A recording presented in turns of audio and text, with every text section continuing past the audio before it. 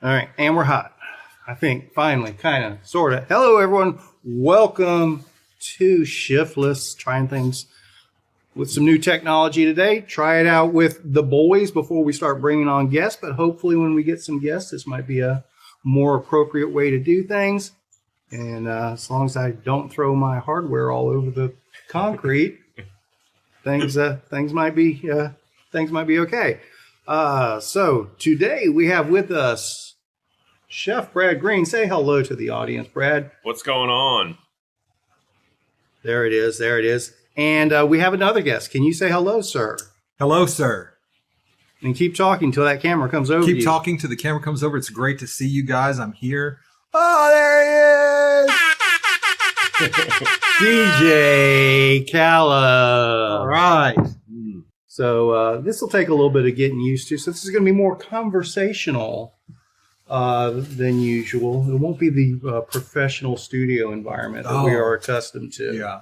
Yeah. So we're going to have to not be as professional. Don't say shit or damn, or we can say shit or damn. I don't know. I don't know. I don't know. We just can't talk about drugs. Okay. Fair enough? Yeah. All right. Well, all right. I'm leaving. All right. What a week, guys. What? And it's not over yet.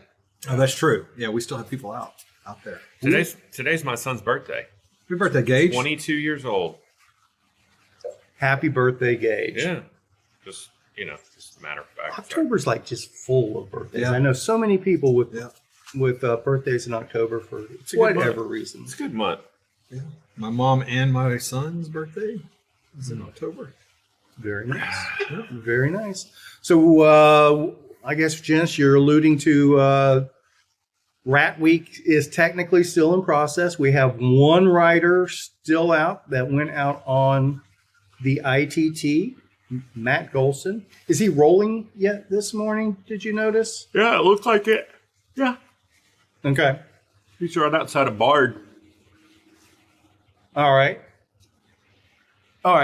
So he overnighted at Russell's truck stop. So he's on the last 80-mile stretch or so, something along those lines. Yeah, I was thinking it's probably about 80, 85 miles. You can sleep at Russell's. I guess if you just find maybe he slept in a diesel cab with somebody. Paid him for it. You got an extra. Maybe he lot lizard Matt. I was gonna say maybe he dressed up like a lot lizard frog for Halloween. He'd look good in a skirt.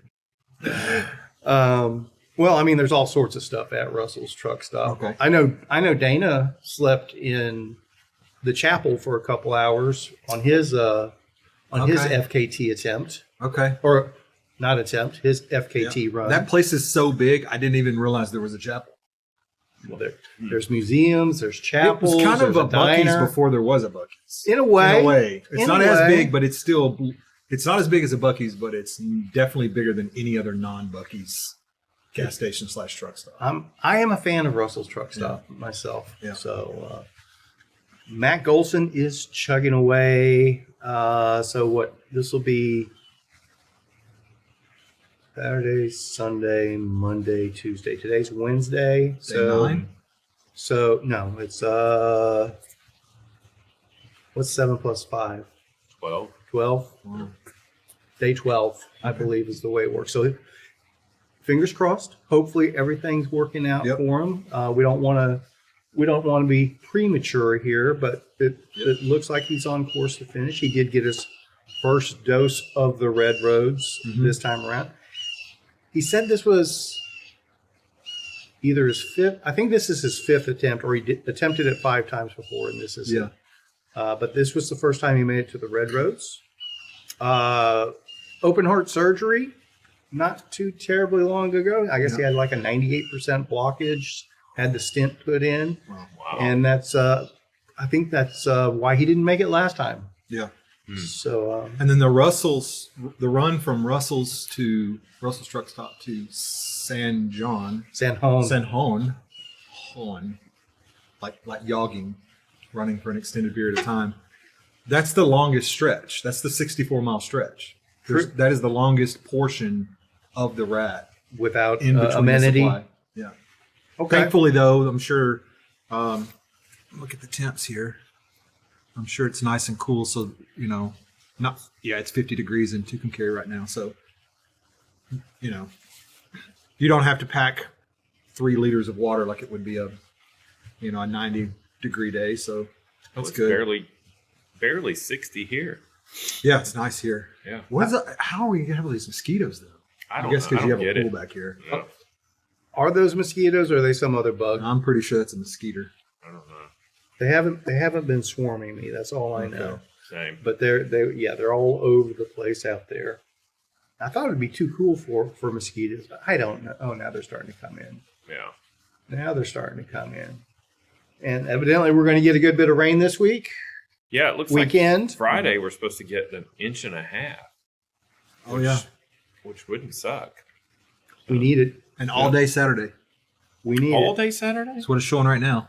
Last I heard it was going to be something like that, but I don't pay that close of attention. But I will say this, probably the longest 12-day period I can think of in rat existence without weather being too terribly much of a factor, aside from a little warm at times. So hot take on packing for the type of temperatures we had.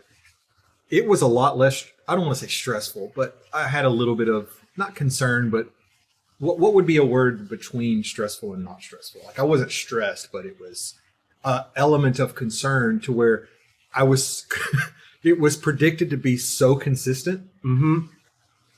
And Brad and I talked about this like he and I probably talked about this particular item more than anything was cool weather clothing.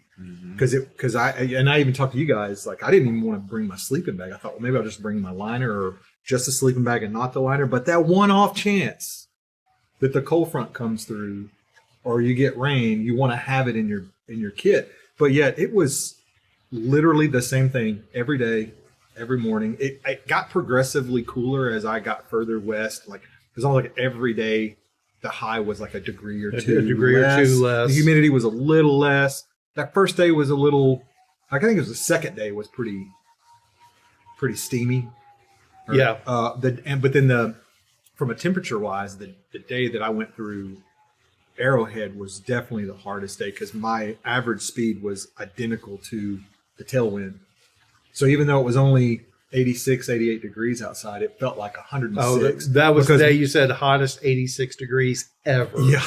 Because I was riding at the exact same, my average speed for that day was 13 and a half moving speed, which was exactly what the wind was. So pretty much the entire day you're riding with no breeze in your face. But so going back to the temperatures, like I would have rather it had, okay, we're going to have a couple of days of 85 degree weather and then it's going to get in the 60s and then it's going to get in the 50s because then you know for sure what to pack. And I hate overpacking. That's one of the things that like, I don't get stressed or concerned about not packing enough. It's like, well, I don't know if I want this. I don't want to bring it, right?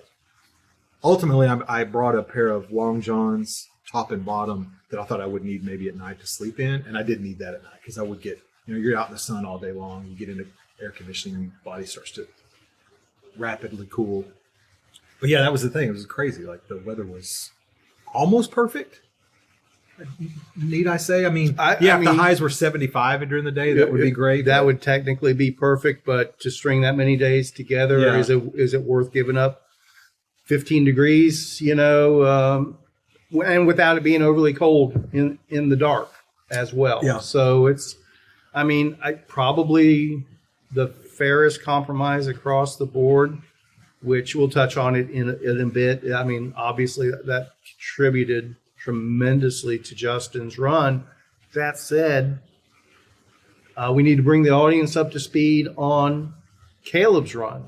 Okay. So what? Last we talked, Brad was breaking down his run and how he'd been going side by side with you for a while until he wasn't anymore. So that was Oklahoma, where y'all started going separate ways, Colbert, Oklahoma. And, Caleb, why don't you tell us of your ride experience from that point on? Yeah, I'm pulling up my Strava real quick so I can remember which days I actually stopped in. So, and if anybody thinks I need to grab cinnamon leaf oil, let me know. I'm covered. I'm pretty good.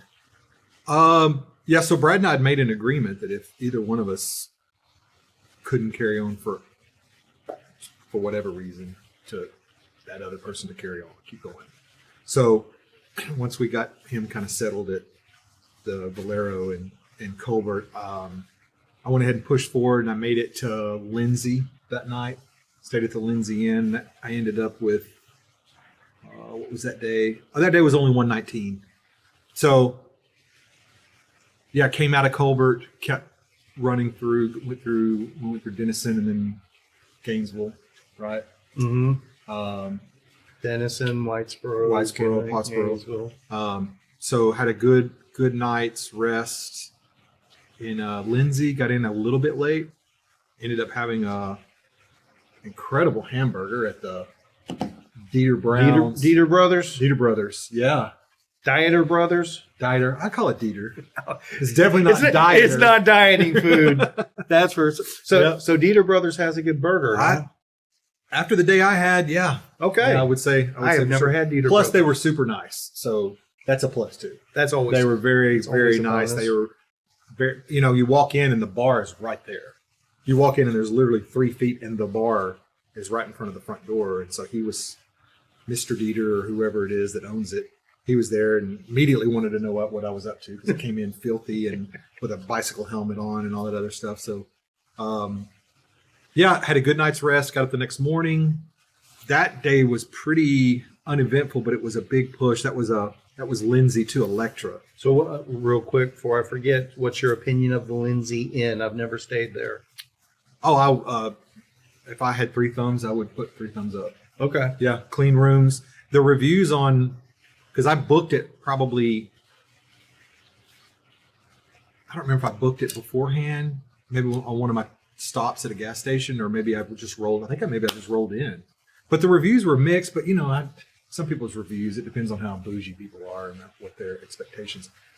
Cold AC, clean bed, clean room, clean shower. What else? Yeah. So, and they were super nice. The next morning was about 165 miles pushed to Electra. In years past, I think the route went directly into Electra. This one came in through the south.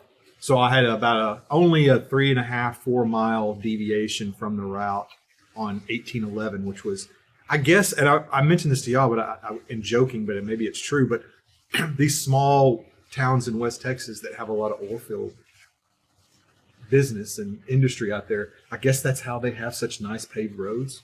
Because you get out there and every single highway is like glass out there. Yep. This 1811 I looked like I was felt like I was the first person to ever set foot on it. Like, wasn't much of a shoulder, but it didn't matter. I rode the entire 3.5-4 miles and never had a person pass me from behind or in front. So got into Electra. I would say the guy that runs the RV park there, his name is Anthony Lynn, but it's A. Lynn Properties. I would say he would be a friend of the Rat in Electra if you need. He's got an RV park with cabins, and then he's got a couple of Airbnbs throughout the town. And matter of fact, I came in, rode into his RV park, not realizing that I had actually booked one of his rental homes outside of Airbnb that was about 4 blocks away. I walked up and typed in the code to the cabin that was in the photo of what my reservations looked like, which ended up, that photo was just his general cabin photo, right? So I walked up to the one with the blue door, opened it up, beds unmade. It was like Goldilocks and the Three Bears, suitcases everywhere, men's and women's clothes. And I immediately shut the door and I thought, this is like 10 o'clock at night. I'm thinking, oh shit, I'm going to get shot. I'm going to get proper shot. Yeah. So I quickly shut the door, ran off the porch, ran over and sat down at a picnic table, and I called the guy, and he goes, "Oh, yeah, you're at the wrong place. I'll be there in just a second." So I thought he was going to just show me the right place. So he threw my bike in the back of his truck and drove me literally 3 blocks, being super nice, to the actual place I stayed in. It ended up being a really nice 2-bedroom house for $100 a night, which is cheap. Yeah, sure. Yeah, I had a good night's rest, and that next morning, that ended up being That was the 111 to Quanah. That was where I was starting to try to figure out how I could get caught up. My goal was to try to get caught up in the normal stage schedule, right? So, but for, people who haven't done the rat, if you're either doing the stage or you're trying to, you're not going for an FKT, you're trying to figure out how you can get in and out of these towns, especially late at night, that even if they have amenities, if they're open. Most have an Allsups that's open 24. So I made the decision to stop in Quanah. That hotel was meh. It's okay though. It got me what I needed to do. It was the Best Western there in town, but there's a Dollar General and a proper grocery store next door. So I ate good, got rehydrated, and then let's see, that next day. Yeah, going back to the Lindsay to Electra, that's the one that took me around. That's the one that I went around Arrowhead, right? That was that super hot day. That was the hardest day for sure, just because of the heat and just absolutely no clouds in the sky, so you're just pretty baked. And then the next morning was my so Quanah to Electra, and then day 6 was Quanah to Silverton. 145 miles. That was a great day. That was the Red Roads day, and going through Turkey and going through the Cap Rock. Going up the Cap Rock. Yeah. And I thought for some reason, because I remember I was trying to get, my goal for that day was to get around Cap Rock before night. I really didn't want to ride. I wanted to get through it as quick as possible, but knowing I didn't want to go through there at night just because of those roads can be pretty rough. There's some pretty just undeveloped sections of those roads because they're not traveled very much. Rugged, it's very sandy. Rugged and sandy. Yeah, especially when you first turn off the highway coming out of Turkey.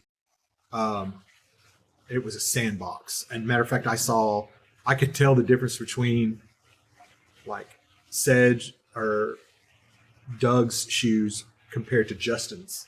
Because Justin's wears flats, so I could immediately. I was like, "Oh, this is Justin's walking and stuff." So you could tell where everyone was getting off and trying to walk through that. But anyway, I made it around the Cap Rock in like 25 minutes.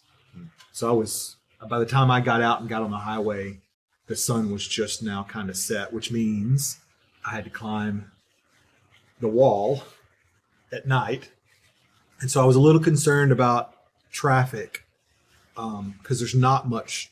There's only shoulders of that climb out when the road turns. You know what I'm talking about? Mm-hmm. If it's kind of a straight climb, there's not much of a shoulder, but when it turns, there's like a little turn off for people, I guess. To paint a picture for folks that aren't familiar with it, it's a paved FM road that winds up the Cap Rock, basically overlooking Paladuro Canyon, where it rolls into Cap Rock Canyon.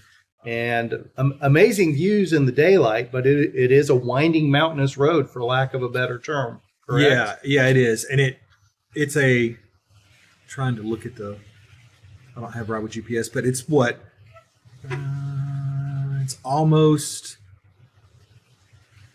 It's about 800 feet in 3 miles. Sounds about right. Sounds about right. It's just relentless. It's a pretty good pitch. So you're not going 10 miles an hour up that hill. No.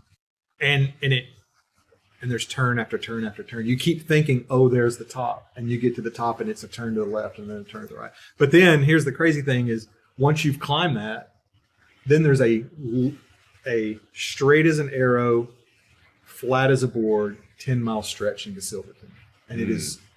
Late at night, after 130 miles, it feels like it takes forever because you can see the lights of Silverton, and it doesn't matter how long you've been pedaling; like they don't get any bigger. Yeah. But the wildlife was amazing on that 10-mile stretch. It's a really smooth gravel and double track road. Like it starts off as a Jeep road. Lots of wildlife: pigs, coyotes, rabbits, baby owls walking across. I saw 2 baby owls walking across the road. Oh, wow. And I know I wasn't hallucinating on that. And then, I got into Silverton. Stayed at the cabins there. What was that? Wind Ridge?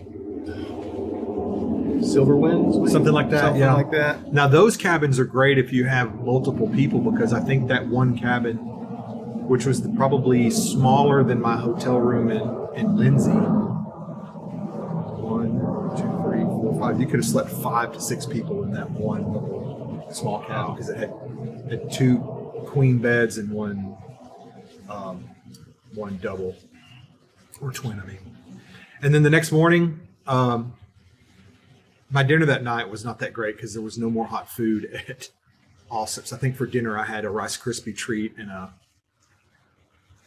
don't remember. But technically, that put you back on schedule. That put me back on schedule to where I had 2 more days. I would have gone to Vega and then Vega to Tucumcari. That was my goal. And then the next morning, backstory. Coming through, I think it was the red roads of Turkey, I did get a puncture, which I need to talk about the mountain line too. I got a puncture on my front tire, and it was stands was coming out, and I got off, had a dart ready to roll right there on my aero bars. I have it ready to get it in, and it's so small I can't even get a bacon strip in it. So turned the tire upside down, filled up, spun it, waited a few minutes, checked it, rolled slow, held air, fine. And I thought, when I get to the cabin, I'll put a little bit of air in it, but it wasn't super low. So I forgot to do that. Rolling out of Silverton, I get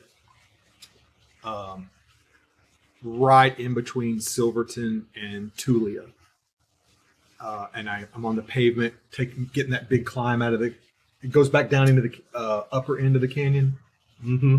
Coming back out, and I think there was just an OCD thing. It's like I kept thinking about I need to put air in that tire, but I didn't really need to. It wasn't flat. It was still great for riding on gravel because it was nice and cushy. But on the pavement, maybe it could have required more, right? When you get up and I was like getting out of the saddle, you could hear your knobs hitting the side. And I thought, I want to put some more air in it. I get out. I have the Lysine low pressure, high volume pump. So it's like that big around. Put it on my tire, give it. So it's girth that matters at that point. Girth at that point is what you're looking for. Okay. So I get some air in it, take it off, and immediately, as soon as I took the pump off, I hear, I'm like, what the fuck did I do? So I looked at the pump and I see my valve core stuck in the pump. I thought, how the hell does the valve core get pulled out with your...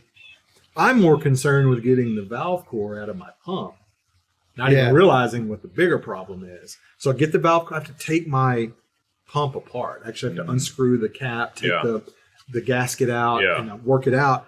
And so I go down and I put the valve core back in the valve, and I start turning, and nothing's happening. I'm like, what is going on? And I look at the valve core, and there's about maybe 1/8 of an inch of metal around the valve core. Mm-hmm. And I realized that somehow my pump broke my valve stem off right where the valve core is threaded in. Yeah. And so it broke the valve stem at the threads. Yeah, just below the threads. Yeah. Wow. Yeah. How does that happen? I don't know. Not only do I not know it had happened, I would have never predicted that what could possibly happen because I didn't bring an extra tubeless valve stem. I brought valve extenders. I brought 4 or 5, probably 4 valve cores. So I'm thinking, okay, I get it. On the side of the road, on a highway, safe, but diesel's passing really close. So I pull my bike off the side, and I'm thinking, okay, I got to go to a tube. But I've been riding got over 800 miles on this tire. I know there's thorns in there. So where would you have picked up thorns? That's where I'm confused. Oh, there's several sections. I mean, everything between Childress and Tulia. Yeah. The roads themselves are going to have thorns in them. Okay. Yeah, there's a lot of. You got to remember, there's tumbleweeds that come across. A lot of those tumbleweeds are hickory. Mesquite bushes. Yeah. There are thorny sage bushes in the middle of the roads. Certain roads that are like double track, like Jeep roads. Yeah. You'd be surprised. It's out there. So I started trying to feel, and I would feel them, and I'd try to get them out, but some of them were super thin, and so they would break off in my tire. And I didn't have pliers. I got my knife out and tried to work them out, but then again, I didn't want to stab my tire either. So put the first TPU tube in. I got maybe half a mile down the road. It flatted, and I'm thinking, this is not looking good. Take the tire off again, and at that point, I probably spent 25 minutes going through the tire, like literally trying to feel everything. And yeah, I didn't get them all out. I really thought I did. Like I said, 20 minutes of molesting a tire, you think you're going to feel every one of them. And at that point, I was able to get off the highway to get on the gravel roads, and I got maybe a mile and a half. I'm thinking, okay, it's going to hold. Okay, guys, this is holding. I'm good. Because I knew if I could get the 65 miles from that point, it's about 65 miles to Canyon. It's a bike shop in Canyon. I think it's going to be open by the time I get there, I'm pretty sure. If not, I'll call them ahead of time and see if they'll just leave me one outside the door, and I'll figure out a way to pay. Yeah, because if all I had was a valve stem, I'd be fine. Because I already had stands. Brad and I were communicating, and he even said, see if you can get the valve core out of a tube and put stands in the tube. But come to find out, I had both the Tubolito, one Tubolito and one Ride Now. So they're orange and the pink. Both of the valve cores are molded, even though they're threaded. I could see that they were threaded. They're molded into, or the valve stem is molded around it. So it's not necessarily glued, but it is fixed in. It's not coming out. Because putting stands in that would have worked. Yeah, I think. I think so. Made a lot of sense. Yeah. So by that point, I'm just kind of like not. There's so many options of what I could do. I was almost having kind of choice overload. And I started to get a little brain. And I was tired. No. After days and days of doing that, it's hard to analyze and think things through. So I had, limited. I saw that the Spinistry van was kind of like somewhat in the vicinity. At least it wasn't in Keller. Right. So between, I had a little bit of communication with Kevin. I had satellite communication with my wife and with Brad. Oh, am I shaking the table? Yeah, sorry. Had miscommunication with Kevin because I thought that Kevin was headed to me, and I needed to decide what I was going to do by the time he got there, and that wasn't necessarily the case. That was my fault. And then I didn't want my wife to worry too much. I wasn't in any danger at all.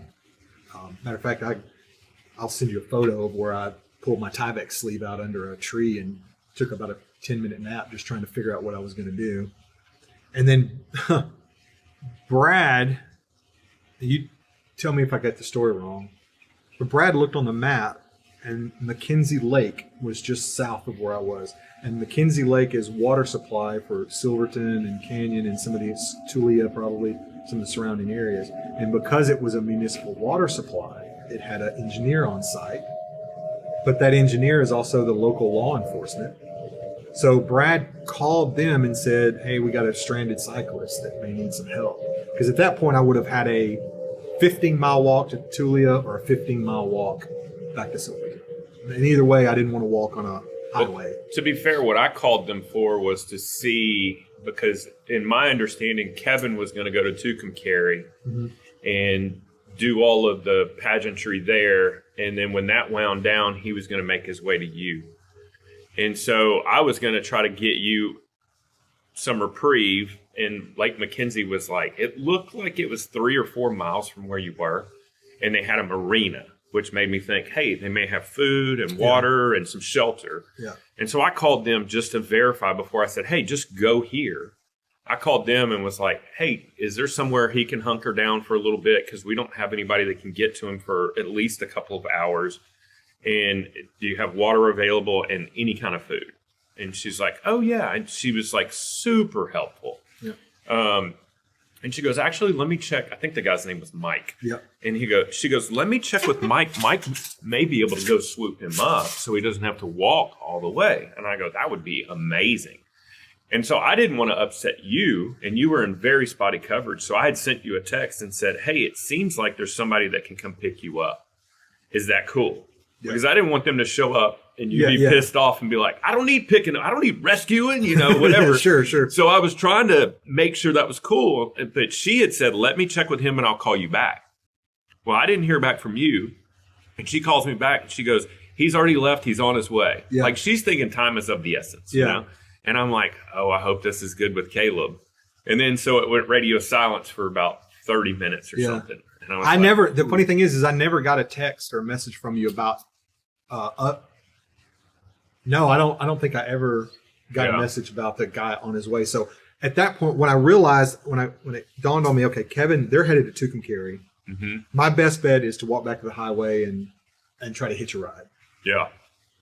I packed my Tyvek back up in my pillow because I did lay down, and I think I was probably asleep for maybe 10 minutes, but man, that 10 minutes cleared my head. Yeah. Right? So I start walking up the road, and I can ride my tire a little bit. It's holding a little bit of air. So, if it's nice, it's not super rocky. I'm getting on it and kind of pedaling a little bit, so I'm not having to walk the whole time. And it's better that it's a front than a rear, too. Sure. Yeah. Because at least I have some momentum traction. Yeah. So I get maybe 100 yards from where I had stopped, and there's a white truck coming down the road, and I see there's a big decal on the side. So I'm like, okay, this is a company man for an oil company, or he's somebody, he's going to be helpful. Yeah. And he rolled down the window, and I said, hi, my name's Caleb. I'm not homeless. I'm out here on purpose. I said, I need help. Can you help me? And he goes, oh yeah, your buddy Brad Green called. I'm here to help. What do you need? Yeah. And at that point, I'm trying to figure out the logistics in my head. At that point, I'm not 100% sure how long it's going to take to get to Canyon. And if I get to Canyon before the bike shop closes, then I have to wait till 10 a.m. the next morning for it to open, get my wheel fixed, and then somehow find a ride back, which I know you said you guys could, but I'm trying to work on guarantees. I don't know how long you guys are going to get back. And at that point, I was just like, I'm also on a schedule. I have to be at work. In a couple of days, I got to go back to work, and I really don't want to get the window of opportunity was closing before the weather changed, and we were blessed with pretty much a tailwind. Yeah, I mean, we had winds coming out of either the straight east or the southeast the entire time. Yeah, right. So there are times where you have the guy that put that route together knew what he was doing. I know. Yeah. He planned. I'm sorry I ever doubted him. He called the weatherman. So I really wanted to beat that window. I did not want a 50-mile-an-hour headwind. Like I didn't want it. So I was fine. I just said, okay, I'm done. And I still now I wished I could have finished. I'm happy that I was able to catch back up and get back in the stage schedule. And lesson learned, pack a valve stem. Valve stem. Holy shit, man. Put that in the kit. That one little thing. And so I get into Canyon. By the time I get there and get settled in the hotel, it's about 4:00, which would have given me time. But then I'm also like, I'm trying to figure this out with my wife. I don't want her to come and pick me up and then immediately drive home. It's a long drive. And, so I made the decision. I'm going to stay 2 nights in the hotel. Mm-hmm. Finish that night out. I don't want Kate, because she's like, I'll come right now and leave. But then she wouldn't have gotten there till 11 p.m. I don't want her out there making that drive by herself that late. So I said, come in tomorrow. She wouldn't have been by herself. She would have had Biscuit. Well, she would have Biscuit, the ultimate guard dog. Attack dog. Yeah. So luckily enough, I had next door roommates at the hotel with Rich and Kevin. We had an adjoining door. Yeah. So we just opened our door out, and Rich and I went and got Kevin paid, and Rich and I flew and went and got dinner. And we watched the Dodgers game. And was that the night that Ohtani went off? That was the night. I was telling Caleb going into that, I have not watched a single pitch of baseball this year. I watched that game, and it's like, this is it. I'm done with baseball now. I'll never see a better performance. That is peak. That's peak performance. It really is. What was the best performance I had personally ever seen is now the second best, which was Shohei Yeah. when he played in the World Baseball Classic for Japan Yeah. and basically did the same thing. Yeah. Pitched. And the funny thing was, it was in the second or third inning when we turned it on. And Rich, who is not a baseball, or I mean, he's not a sports guy. Yeah. So he goes, wait a minute. The same guy that's batting is the same guy that's pitching. So I said, this is the greatest baseball player of all time. And I'm explaining to him what all he's done as the guy is making the greatest single player performance of all time. As the guy's knocking the ball out of the park. So the next morning we meet for breakfast and there's highlights on and Rich goes, that guy hit 2 home runs. I went, no, Rich, he hit 3. Yeah. He's pitched He had seven scoreless innings, Yeah. 10 strikeouts. Yeah. Anyway, that was baseball. Hey, but I want to pause you real quick. Back to your kit, like adding a valve stem in. Yeah. So through conversation with Jervicki, he brought up something that I have never thought of. I'm sure people carry it. People have talked about this before, but he said super glue.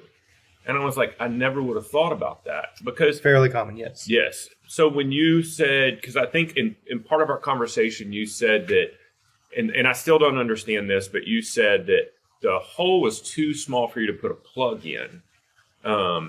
You said you didn't want to force a plug in there. Yeah. He said that a lot of times, if that's the case, if it's something that doesn't need a plug, you can just like roll it to the top. Obviously, that's where you're going to work on it. And just kind of spread it open a little bit and put a little super glue in there. And what that'll do is it gives it the stands enough blockage to make a complete seal. And I was like, that's brilliant. That makes a lot of sense. Yeah. And he was talking about not an applicator where you squeeze like a brush on. Yeah. That way it seals. You don't have to worry about a lot of times the super glue, when you take the lid off or the cap off, that neck will often clog up or it'll just see. But it's a good idea. A little small, they even make the little tiny, you can go to a gas station or a grocery store and get those little tiny crazy tiny glue. screw, little aluminum or tin tubes that are super small. That's a good, you know what? That's rubber cement that comes in a patch kit. Yeah. That would have worked too. Rubber cement on the outside would have done the same thing. Yeah. That makes a lot of sense. I just wanted to put that on your radar because it's something I never thought of. So over the course of the rat, this is maybe one of 3 occurrences where those people that carry the spare tires, it may have benefited them. The funny thing, you say that a couple of weeks ago in one of our text groups, Brad and I were kind of showing photos of our setup for the rat or whatever. And then I happened to find my very first bike packing setup photo on my Cannondale slate. And I sent it to the guys and I went, note the spare tire on the back. I actually brought a folded spare tire and had it strapped to the top of my saddlebag. And then we all kind of proceeded to show our ridiculousness of stuff. But it's like, man, if I had a spare tire. But actually, no, my tire was fine. Yeah, it was the valve. So but the spare tire would have worked in that case because you still had tubes. Yeah. Oh, that's true. Yeah. You couldn't use your tubes because of the thorns. That's what I'm saying. This is like that really narrow window. I think we're back to it makes more sense to carry an extra valve stem and maybe some super glue. Yeah. That's definitely like I already took out my little. The little plastic lysine patch kits. Yep. Mm-hmm. That's what I had my valve cores in and my valve extenders, and I've already put a spare. So all right. So the next morning, Kay's going to come on her way, and I said, hey, before you leave, FaceTime me. I need to show you a part that I need you to bring because I don't want to drive with my one-up rack with a flat tire. I don't know how well the tire is going to hold, right? Yeah. You don't want to wreck your rim. Yeah. So it's like, I know exactly where they are. You can find them in about 12 seconds. And so we FaceTimed. I showed her where it is in my toolbox. I have a Ziploc bag that has about 6 of them. Yeah. I was like, just bring the whole bag. Yeah. And she showed up at the hotel and she goes, oh, here's those parts you need. And I just pulled out that valve stem that's that long and weighs absolutely nothing. I'm going, and I showed it to her. I was like, this would have saved you. He goes, that's all you would have needed? I was like, this is it. That's all I Yeah. would have needed. So got it switched out, and we ended up going to Paladura Canyon and getting a little hike in and going down there and hanging out. Able to get in the park that day? Yeah, even they had a big trail running event. So a lot of people out there, and Caleb's good at finding trail running events. Yeah. Yeah. I know when I found out, I was like, of course. But yeah, no, we got in with no problem, and weather down there was great. It was not hot in the afternoon, and it was fun to encourage people. Like I needed to look at someone else suffering and encourage them to get my mind out of, because it wasn't all about me, you know. So that was good, and then we packed up and headed home. That was my rat. I enjoyed it. No regrets. Still no regrets for, you know. It would have been nice to finish, but I'm not beating myself up over it. But you have finished in the past. I had. Yeah, I finished in 2018. Yeah. I guess the one thing I was looking forward to more than finishing, which I know doesn't make any sense, was getting up on the plateau and making that climb. I was looking forward to that, as hard as that climb is. Because once you're up on top of there, it's all downhill from there. There you go. You can really say it from that point. So, well, I'm glad you were able to join us this year. That meant a lot to me. Appreciate it. Yeah, tremendously. and thank you guys for did you guys talk about the camping situation with the in Paris with the basketball and the music? I think we touched on it. Yeah. Thank you for setting that up. I know we rolled in and I could see the look on your face like, oh God, these guys have to listen to this. So we got into Paris, and we camped right next to a pavilion that had 2 full-size basketball courts, and there were 50 kids in there. Yeah. It wasn't the kids that was so obnoxious. It was the music. Yeah, that music was awful. Awful and so loud. So loud. And so we're sitting around, and everyone kind of gets cleaned up and gets fed. Kevin had, compared to the lunch that we had, or the early dinner we had that day, with the world's worst sandwich shop. First dinner. Was that first dinner? Yeah. Kevin had made pulled pork sandwiches, and God, those are amazing. And so Kevin said, I think, or maybe Rich said, I think they have to be shut down by 9. We're like, okay, we can deal with this for another hour. This is not a big deal. So we get in bed at 8:30 or something like that, and I wake up and it's 9:20 and it's still going on. And so I pull up my phone and I pull up Paris Sports Complex, and I see it's open from 8 to midnight. Oh, I'm going, shit. oh my God. But I guess I ended up going to sleep well enough because I didn't hear the cops come and run them off. So, but thank you again for at least putting that together. Yeah. We had a safe space to sleep that night, and the weather was nice and cool. So We'll be making adjustments next year. We've got some plans in mind. We'll talk about that another episode. yeah, Lots of stuff out from this rat that has me excited for what's to come. And there's no doubt that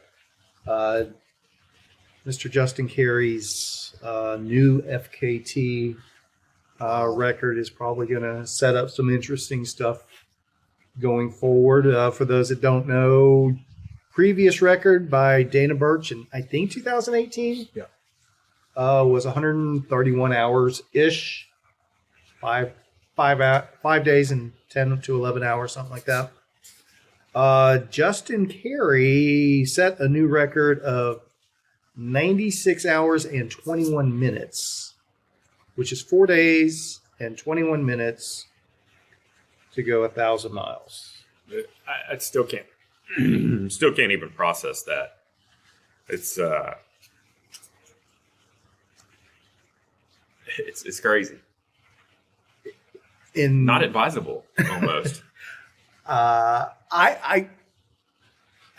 As an events promoter, and we've talked about this stuff in the past, Caleb and I touched on some of it before.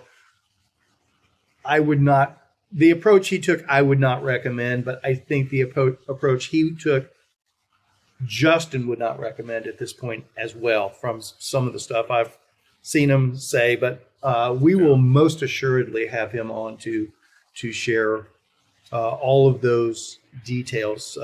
I think, and I'm not taking away from that performance at all. It was absolutely astounding. Yeah, Amazing it was- physical accomplishment. It was crazy to watch. Uh, You think he had a valve stem with him? No, I don't. He could have, man, if he had one, he could have just set one on the side of the road for me and goes, here, There- buddy. There's He there's could have dropped you a crumb. there's lots of things he didn't have with That's him. what I was getting at. I mean, you talk about traveling light. I watched this video, and when he was talking about the amount of clothes that he brought, I was like, Or lack of, No, the amount of clothes he didn't bring. Yeah. I mean, all he brought was arm warmers and a light jacket. Yeah. I mean, like, if the weather would have been any colder or any shittier, He was very fortunate. oh, He was very fortunate, but in any kind of attempt like that, luck is always a factor. There's no doubt about that. But the other thing is, in not that they're the same, but if you're going to attempt, now he didn't know it was possible. He didn't know that he was going to pull it off, but his attempt was to make it in 4 days. That's a tight window where the weather is pretty predictable.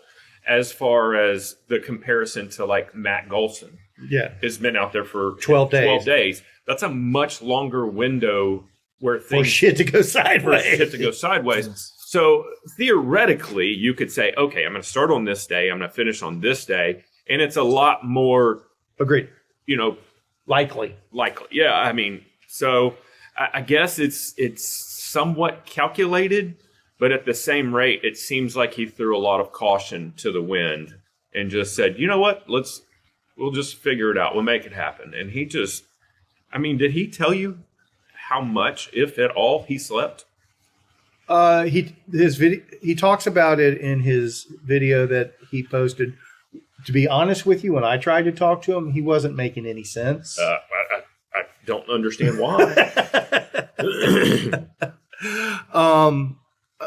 I think we're guessing 4 hours, Maybe. Yeah. I think 4 to 6 hours. our conversation was that he had stopped a couple of times to get an hour or so nap. Yeah. So 4 hours seems probably the max. Maybe I wouldn't even imagine. I mean, That's crazy. I But think- Dana said that he only slept 4 hours on his FKT, or was that 4 hours per night? I think he was more like 4 hours per night because Okay. I know when he slept over at Russell's truck stop in the chapel, that was pretty close to 4 hours by itself. Okay. Well, Justin had even said that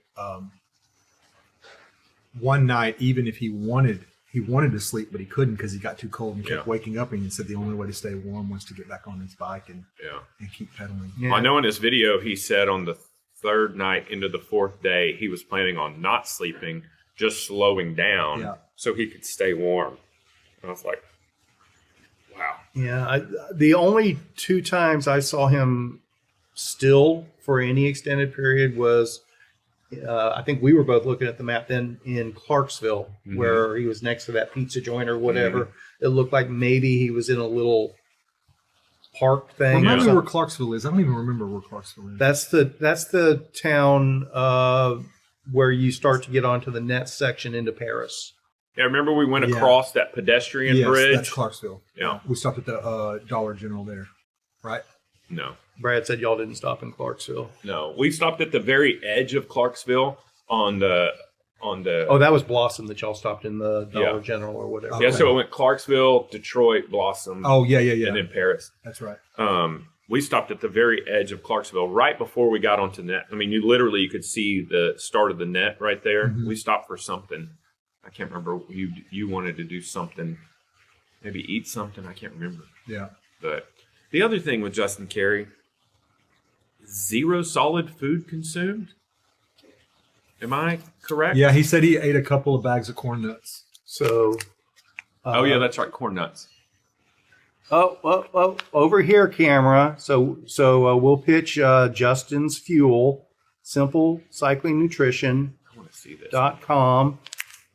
Here's the nutrition on it, and don't look at it like that where it may look like something else. I'm going to let y'all talk about nutrition and stuff while I go visit the little boys' room real quick. Okay. Glucose and fructose. Yeah, so I'm having a hard time reading the bottom of the label. He's out. Yeah. Hey, crazy. Yeah. So essentially, it's just carbs and sodium. Right? It's maltodextrin, fructose, however you say it. So it's sodium citrate. Do you know all the dextrins? So I've been doing a lot of research recently because Paula and I had a long conversation about just tailwind and how expensive it is comparatively. And then I started going down the rabbit hole of the difference between maltodextrin and dextrose. Mm-hmm. So straight dextrose and maltodextrin. Hey, can I interrupt quickly? Sorry. Hey, don't forget to talk to Kevin about We're in the middle of a podcast, Paul. Yes. It's okay. So, dextrose and maltodextrin. Hold on. We'll go back. Yeah. Give him some time to even cut this through. Hey, baby boy. You big retard. Okay.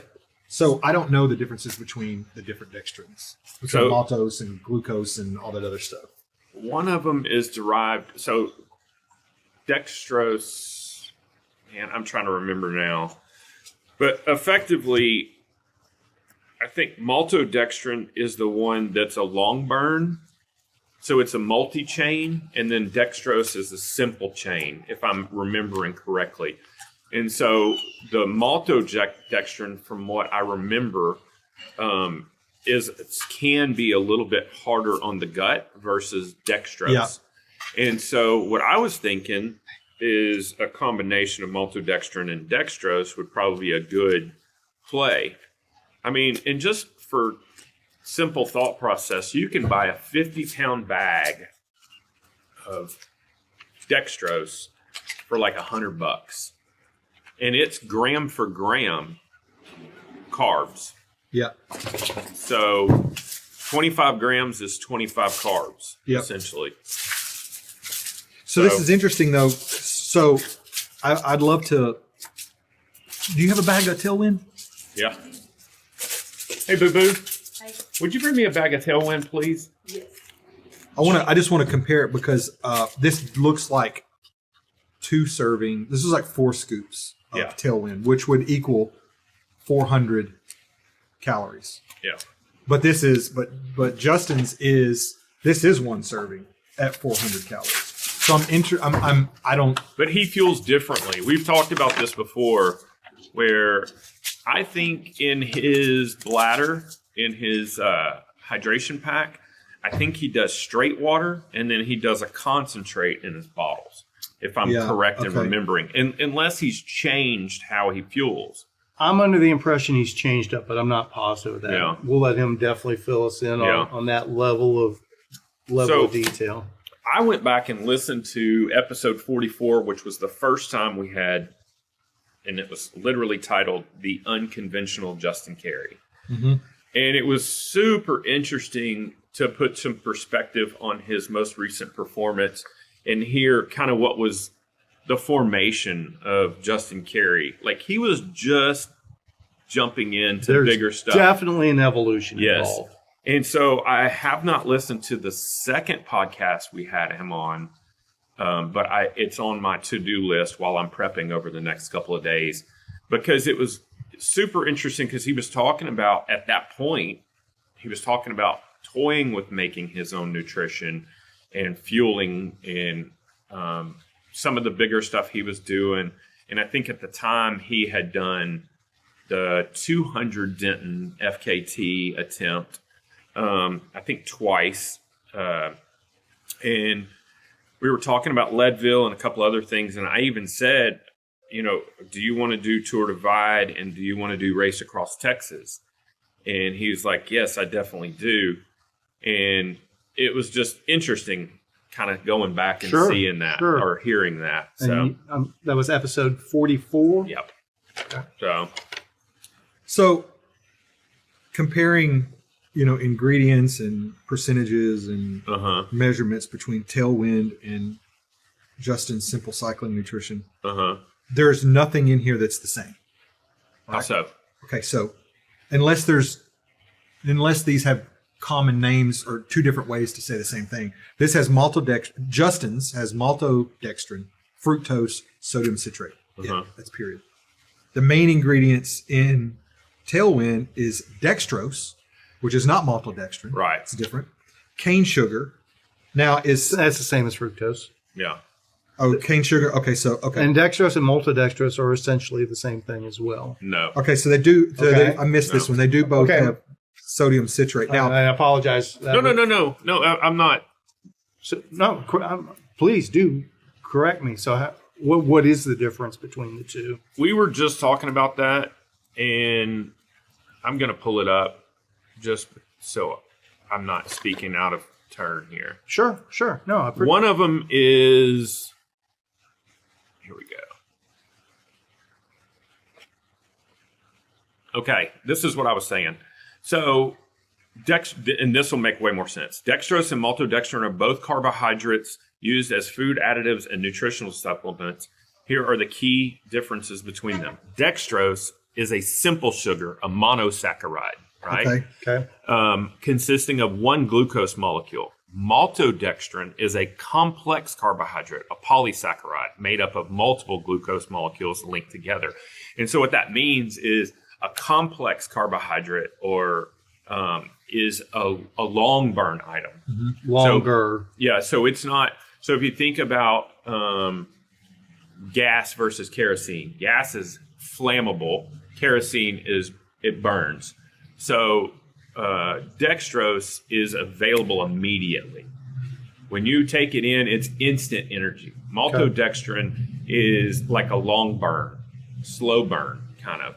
So I think that's why, from a fueling perspective, that's why you need to supplement fructose, because fructose is a simple a monosaccharide. So what are the origins between the two? Is one cane sugar versus one's corn syrup? No, I think they're both derived from corn.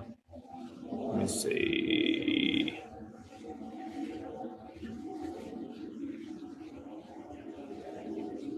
I'm not seeing it immediately. The bigger difference is, so Tailwind has some minerals in it. It's got Very small amount. Yeah, per serving, it's got 12 milligrams of magnesium, 90 of potassium, and 27 of calcium. Which Justin says add your electrolytes of choice to that. Exactly. And that's essentially the same thing Yeah. at that point. So, I mean, I guess, and yes, I oversimplified by saying dextrose and maltodextrose are the same thing. Mm-hmm. No doubt about that. But the overall effect is essentially the same with different levels.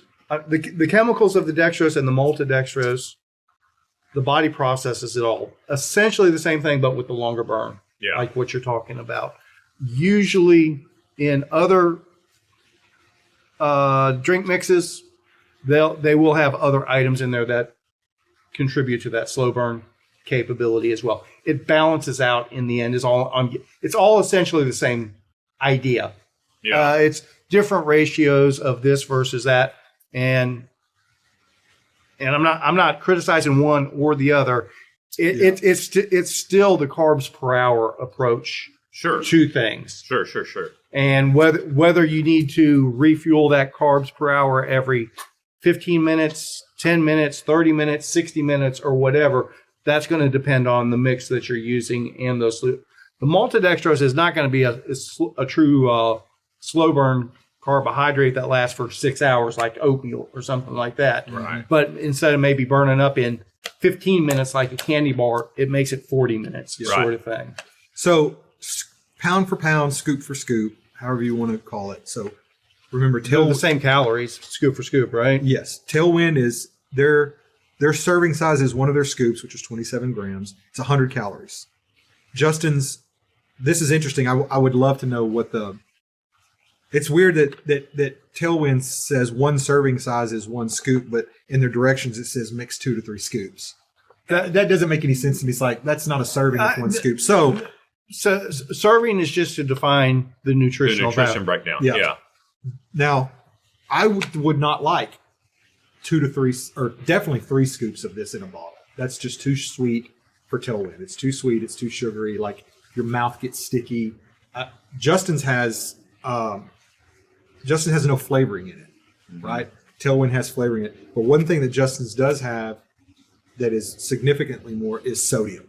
So as far as carbs goes, as far as he sugars, does have sodium as far as sugars goes, I thought Justin's was. Well, he's getting it from sodium citrate. yeah. Now, sodium citrate is in here too, is in Tailwind, but it's only 310 milligrams per serving, whereas Justin is 500, which is significantly more. No, it's not. But you're talking about that is how many? No. How many calories per serving? You said you said this is 310 per serving. No. Yeah, per scoop. So you're right. This does have more sodium in it. Yeah. I was wrong. Yeah, Tailwind has more. Yeah. Yeah. Okay. And that's what. So Justin has a baseline sodium amount in there, basically the minimal amount. And Justin, correct me if I'm wrong, and you'll have an opportunity to.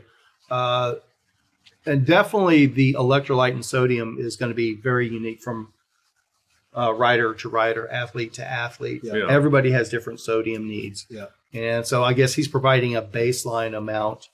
But in turn, we're calling it a baseline amount. He sometimes puts 2 or 3 of those packs in a bottle. Yeah. Yeah. I want to try his. I'm not a huge fan of strongly flavored mixes. See what and It's and still I, going to taste sweet and regardless. it's going to taste like sugar It's water. going to be sugar water. You're going to be drinking like a hummingbird. and you're gonna have the slime, the sugar slime, all in your mouth. And But all over unless your I'm teeth. mistaken, what he does is, like you're saying, he puts like 2 of these in a bottle. So you're talking about 800 calories, and he doesn't even run big bottles. Yeah. And so what he's doing is he's drinking water, and then he's taking just a little sip of this. literally doing the hummingbird thing. Yeah. So, and that's the thing I stressed out about when we were talking about it on the second time we had him on the podcast. It's like, how do you know how many calories you're taking in an hour? How do you regulate that? Well, I think it's fair to say his conversations with us, he's had takeaways from those conversations. Yeah. And I think after that conversation, he did adjust and better fine tune and define what his actual calories were. Yeah.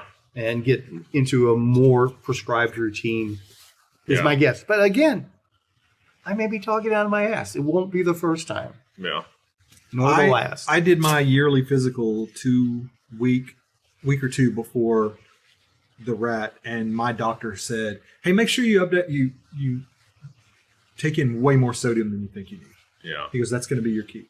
Yeah. And so every stop that we did, I tried to make sure I had a minimum of 700 to 800 calories of combined food and liquid, Right. whether that's through a Gatorade or a Coke or whatever it is. And then I would eat a bag of chips. I'd have something with salt, or Brad shared his, I forgot to bring a bag of salt, but Brad had flaked sea salt. Did you use that after I left it with you? Absolutely. Yeah. Absolutely. Matter of fact, I would stop and just, like, if I started getting tired or fatigued, or just like, I don't want to say confused because that's not the right word, but I just need like a little bit of a pick me up. I would stop and put a pinch of salt in my mouth and just chew on that, and it would kind of wake me up and get me going. And you remember when we did Midnight Massacre, my gut shut down when I did, which is only 75 miles. When I did XL, my gut shut down. I did not have a single issue eating food. Every time I rolled into an Allsup's. Now there was one that day 5, getting out of Arrowhead. When I got to Arrowhead, I went into the state park to get a Coke, and I was kind of confused, and I had a hard time. Like, I had to force myself to drink a Coke and eat a bag of chips because I was starting to kind of feel that gut shut down. But once I got that sodium in me, and there's sodium in Coke too, don't forget. There's a good bit. Started immediately feeling better. So I think my issues is Undersalted. undersalted, because I've always heard the thing, not too much salt, it's not good for your heart. But when your doctor goes, no, you need to make sure you get plenty of salt. There's a big disconnect on proper salt intake in endurance athletics. Yeah. There's a guy I follow on Instagram, which there's quacks everywhere on Instagram. Sure. But like he does these every other day posts about electrolytes and different things, and he says the best way to start your day is a glass of water and a pinch of salt. do that before you have coffee, do that before you do anything. And I've done it off and on for the last, I did it for a day or two, maybe 3 or 4 days leading up to the rat. And then I've kind of done it as I remember it since I've been home. And I do feel better. I feel like I get hydrated a little faster because you wake up in the morning and you can tell that you're, a wrung out rag. And so I don't know. I want to balance that. I definitely don't want to do that when I'm not riding because that would be oversalted. But And my understanding, and again, I could be talking out of my ass. I am not a nutritionist by any stretch of the imagination. This was my big learning over the past year, digging into it a little bit more. We're under the impression that the salt we take in with our normal diet, our normal meals, and everything like the salt I ate last night in my pasta and whatever, it doesn't carry through into the endurance athletic effort like we think it does. Oh, I'm getting plenty of salt. You need more salt while you're working out. Particularly, well, it's just like you had sugar last night. That's not going to fuel you for your ride today. Understood, but it's all we've been raised on the perception that the salt's lingering and all just going through your body and staying there, sort of thing. Yeah. And it is more like the sugar aspect. It's like, oh, I'm undersalted now. Yeah. And salt is like sugar in that if I'm bonking some salt and some sugar, it's gonna hit quick. Yeah. Yeah. And that's also like this guy's suggestions and his information. It's also based on eating a normal, healthy diet anyway. It's not eating Taco Bell and hamburgers and French fries every single day. Oh, by the way, make sure you put salt in your water. Increased saturation sodium, that is what leads to the heart disease and arterial blockage and everything like that. But the reality is at a high effort, athletic effort, you're processing that all through your body quickly. Yeah. And breaking it down and sweating it out and getting rid of it. That's what I was going to say. The bottom line is if you're doing anything where you're sweating, you're losing salt. Yeah. And so you have to replace that salt. You need to replace that salt. I mean, it doesn't matter if you're outside digging a hole or whatever, or running or cycling or whatever. Right. If you're sweating, you need to be taking in salt. Correct me if I'm wrong. Mm-hmm. My understanding is if you're crusty, that's actually an indication of undersalted because it's actually pulling your salt stores from the body as opposed to what's, for lack of a better term, freely going through the bloodstream. And well, I think everybody sweats differently. Some people are heavy sweaters, and I think that's more of just an indicator that, I mean, maybe I'm thinking about it wrong. Maybe you're right. Maybe if you're showing salt, that means you're not taking in enough salt. That's my understanding. I've always just thought about it as you're the guy that needs to take in more salt because you're obviously using a lot of salt. It appears that you're using more salt, but it's actually it's counterindicative of that. It means there's not enough salt there, so your body's having to break down its own stores of salt. Yeah, and which also, as your body breaks down more, it's even expending that much more energy and making you that much less efficient, and so forth and so on. And it almost turns into a vicious cycle. Yeah. At that point, that's my understanding. Yeah. One of these days, we'll have a real nutritionist on here who's going to tell us how stupid we are. That would be nice, actually. I would. But is there a real nutritionist? Because every nutritionist I hear from all have completely different opinions. Yeah, and that's the thing. It's kind of like historians. None of them know what they're talking about. It's just we're only going off the information we currently have. So it's so fickle and just like butter came and went and butter's back and eggs and the thought process changes on all of these things. And even as we're talking, sports nutrition is going through a complete change. What is it? 2 years ago, nobody was talking about, especially, wide and thorough, talking about carbs per hour. Nobody in cycling was. Yeah. Well, we should call it 4 years ago now, but that 2 years ago is when it really went over the hump. But it was push that plunger down. It was prevalent in other endurance sports. Yeah. That said, there is definitely extremely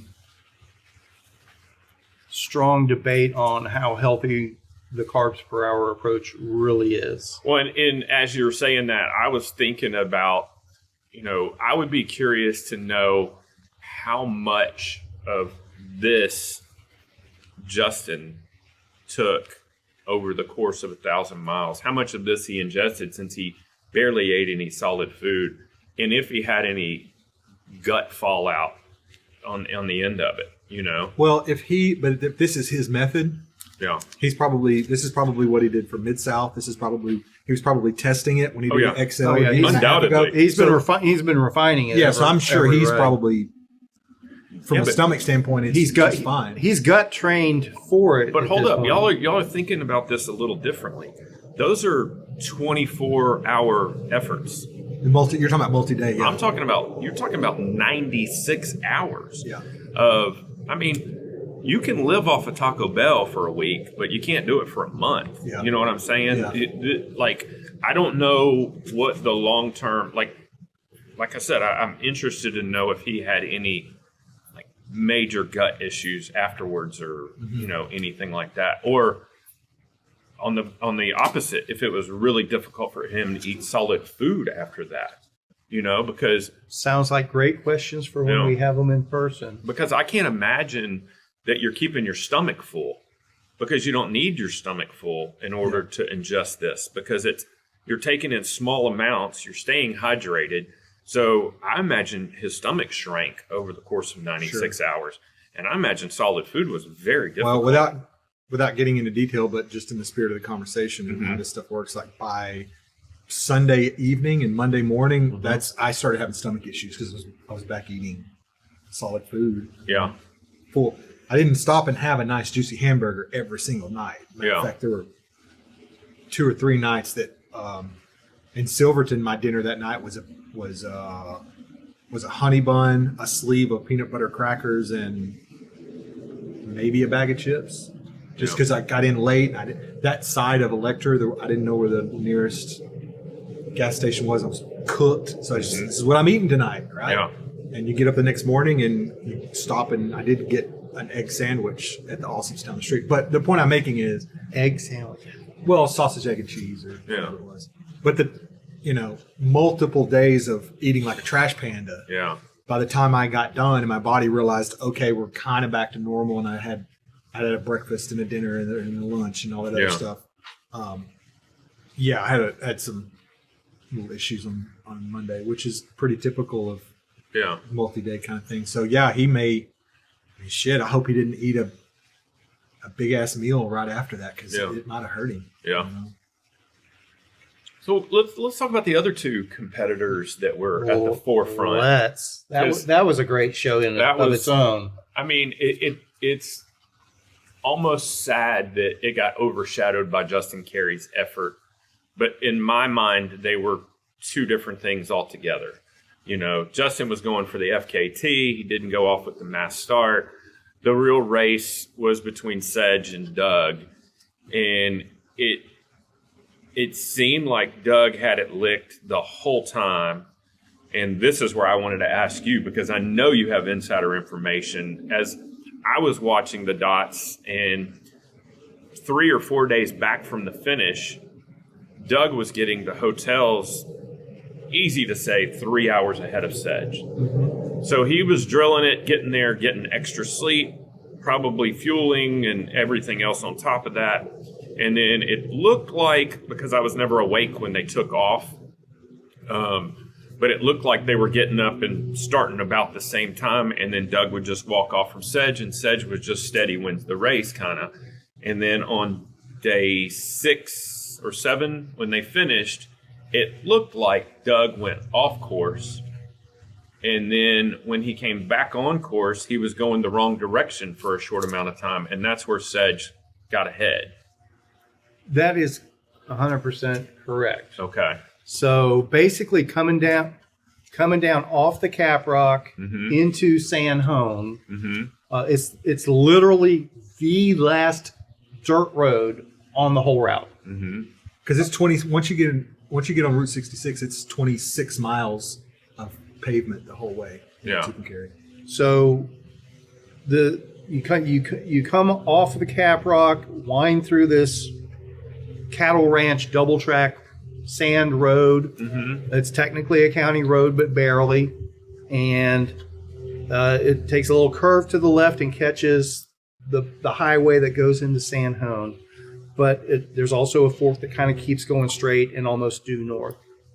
Right here. We still don't know the exact reason why, but Doug had some sort of computer navigation issue right at that intersection. And it's not even an intersection. It's a slight fork in the road sort of thing. Yeah. And he missed the turn. He kept going. He came back to it. He went too far back up towards, and he came back and he missed the turn one more time and finally sorted it out. He was talking to his wife on the phone. She was in Tucumcari, and she was explaining to him that he was off course. Yeah. And I think she finally he got back to the intersection. And I do want to, I'm going to load up the Shiftless Mobile, and I'm going to visit Doug, and I'm going to visit Sedge. I want to hear their story. We chatted some about it, but obviously after 1,000 miles and almost 8 days on the road, they were in better shape than Justin. I should hope so. They had slept plenty. I mean, Sedge was fresh as a daisy crossing the finish line, for lack of a better term. Yeah. Doug was obviously a little rattled. I mean, he had to have been. And probably a little upset with himself. He took it better than I expected. Yeah. I think ultimately, hell of a performance. Oh, yeah, for sure. I mean, you and I talked about it. I said, until that last day, we don't know how these guys are marking each other. Yeah. And maybe they're playing games, maybe they're not. You can't take Sedge's finish each day and go, oh, Doug's the stronger rider right now. But you can't say he's not. Yeah.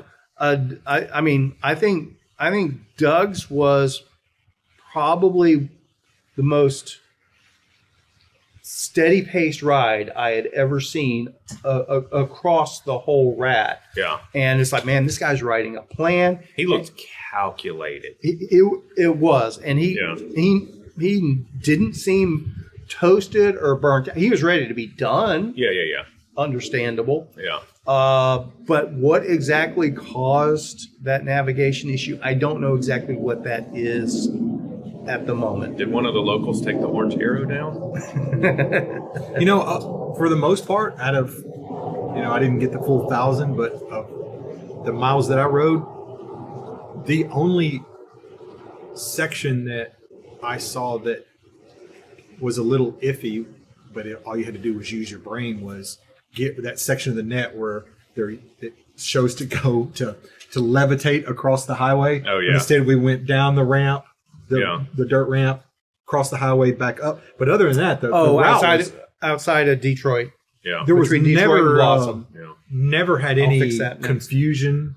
Even in the remote back roads, everything was clear. There was no issues on the rat. The only thing you have every once in a while, and I think this was probably a Garmin thing, is you get on a section where it doesn't even know if it's a road, and it'll tell you to do a U-turn. Yeah. But you just keep pedaling till you get to that intersection, and then it clears itself up. But that happens. That could go out on your daily ride. It doesn't matter. But overall, no issues navigating whatsoever. There was one fix that was needed, though. I think Matt brought it to our attention in the Harmon Wildlife Refuge over by Gage Road. The old road used to cross under the railroad tracks and go back. Yeah. So that still shows on the map that way, so the plot never went away. But now you can't go under the railroad tracks. And I've been through there enough to I remembered that spot. It's no, you just keep going straight. So I fixed that the other night. Thanks for the reminder. I will also fix. Now, the first year, myself and Kevin Campagna, we drug our bikes up. We didn't have the sense to just zoom out on our Garmins to see that if you just keep going straight, there's a left-hand turn. But instead, we drug our bikes. There's 3 sets of railroad tracks there. Yeah. We drug them over that, drug them to the other side, got back on the road just to realize we turned left and go underneath. We will be instituting a new rule in rat in ratdom that based on trains and train tracks, but we'll save that for another discussion. There's you in that, tell people if they get to a small town and the railroad track parallels 287 or 82 and it's blocking, just keep working your way down. They will leave one intersection open, and I don't remember which town I was in. And that's basically going to be the rule. There is no crossing a train track. There's no crossing a train. Doesn't happen. I watched a high school girl in a backpack. She was on the other side of the train, and she was kind of pacing 20 or 30 yards, like trying to figure out what to do. And finally, she walked up on the road I was on and crawled up over the railroad track, got on the other side, and started walking. Yeah, and it is an approved reroute on the RAT. If there's a train blocking, you can go do anything you need to get around. Well, I went down a half a mile, crossed, went to the gas station, turned back up, got right back on the route where it had crossed, and got back on. It wasn't an issue. But those are one of those things where, like, you just gotta use your brain and not do something stupid and dangerous, like carrying your bike. I'm sorry, Justin, but don't do that again, man. That stressed me out. Yeah, I was stressed out watching it on the video. Oh, yeah. Yeah. So back to fueling, though. Do we have any clue how Sedge and Doug fueled? I do not know the specifics yet. Again, I want to have that conversation. Because both of those guys seem very regimented. They were both very disciplined. I'm hoping to get the finishing videos put together in the next day or two and show you all the contrasts between each. And who knows, maybe Doug did touch on that while we were chatting at the finish line there. I was even a little scattered in my head at that point. Well, make no mistake, it was also interesting to watch your dot in comparison to Justin Carey's, because I was thinking Justin might beat you to Tucum Carey. We were very aware. I had Rich playing Mr. Spock and breaking down the numbers on the whole time. It's like, all right, we can stop in Vega and take a leak one time. Yeah. That's it. Yeah. That's it. Leading up to Quanah, I was riding behind two sets of tire tracks, right? And I could tell whose was whose because there's some timing between the two. And one was a little more deteriorated than the other. And then when I got up the next morning from Quanah and started going through Turkey and all that stuff, there was three sets because Justin had passed me. So I could clearly see Justin's was not only it was hours old, but Sedge and Doug's, they arrow straight, pretty straight. And then we all do the shift over to get on the hard ground, shift over to avoid sand. Justin's is literally like a spaghetti noodle through the road. And I get on the backside of the red roads, getting ready to make that turn from going to south and then kind of working back north, going into Turkey. And I'm clearly behind Justin's tire track because it looks very, very fresh. And then I noticed there's mountain line footprints over his tracks, which means his tracks are only maybe 5-6 hours old. Yeah. And then which at that point I didn't know at that point, but in hindsight, after talking to Kevin, that's where one of the areas where Justin had gotten off his bike to sleep was on those roads. Now I'm, knowing there's a mountain line. So, and I was telling Kevin and Rich, this is one of the very few times, if ever, that I can remember that I was truly fearful on a bike. Not, you have cars pass close, you're like, oh, it scares you. But to be truly fearful. Yeah. I'm seeing mountain line prints this big around, right? Yeah. On top of his tire track. So I'm just hauling ass. I'm like, I'm going to ride as fast as I can. It's 120 something miles into the ride. And I'm riding as fast as I can to try to just clear out of those footprints. I get clear of them. I don't hardly see each other. So I'm like, okay, I can finally relax. And there's one standing in the middle of the road, 40 yards in front of me. And I'm downwind, so he doesn't smell me, he doesn't hear me, and he hasn't seen me yet. I don't want to stop because I don't want to, come to a stalemate between me and him. I don't want to surprise him. You pull out your taser? So we got to talk about that in a minute. So as I'm getting closer, I start yelling, hoping he could hear me because I did have a headwind at that point. And I'm looking on the side of the road for rocks. I have to throw rocks to scare him off. And so he just calmly turned his head, it was a she, I think I could tell her stomach was a little thinner and she wasn't quite as muscular. And she just kind of hopped up on the edge of the road and took off. Now, the scary thing is those farmers and ranchers, I guess they share lease a road grader. Right? Yeah. One of them knows how to drive it. So when the roads get super muddy and rutted after it dries, they come down and they grade it down. Well, after decades of doing that, the roadbed starts to sink. Right? Mm-hmm. It's not like the pasture and the fence is the same level as the road. There's sections of those red roads where you're 8 or 10 feet below. I think there's some that are 20 feet high. Yeah, I mean, there's a couple of sections. So at that point, I'm 4 or 5 feet below the roadbed, or the roadbed is below. So I'm like, is he going to circle back around and follow me? So I just kept riding as hard as I could for a good mile or so. So I think I got clear because I had to ride past where she was standing. So, and as I get 3 or 4 miles down the road, and just before I get to the Tampico Monument, is that what it is that we call it? The Ozark Trail marker. Yeah. Maybe a mile before that, an old cowboy comes up in his pickup truck and his horse trailer, and I stopped him because I want to know, more about the smelt line thing. And he goes, "Yeah, there's several of them out here, so there's not just one." So now I'm thinking, in hindsight, holy shit, Justin stopped to sleep out there with known multiple mountain lions. But the guy said, he goes, "Oh, they won't mess with you." I'm Shit. like, I don't Depends know. on how hungry they are. That's exactly right. But it makes me wonder if, especially since you saw tracks on top of his tracks, if that mountain lion was stalking Justin, if he might have been going 8 miles an hour at the time, and that mountain lion could have been stalking him. Well, I will say there were too many prints for me to clearly see what this mountain lion's paths were. Mm-hmm. The one that it finally registered on me was a set that were walking towards me. Oh, okay. Right, but there were definitely ones heading out. I mean, I who knows? Yeah. Who knows why he was it looked like he was circling in that area for something. I know why. Why? That's where Justin laid down to sleep. It could have been. No, Yeah. Coming out the deepest part of the red road. It was up on the hill past that. Where you have to walk up to the top, where it's that big vista view and just that one power pole behind you that's the only sign of technology. Yeah. That's after Justin walked up out of there. This was that's where he laid down and accidentally fell asleep and woke himself up shivering 2 hours later. This is surely within 50, 60 yards of that area. Within cat distance of that. I know where that, I obviously know where that area is. So, yeah, maybe it's wild. Maybe that cat just was cold and wanted to cuddle.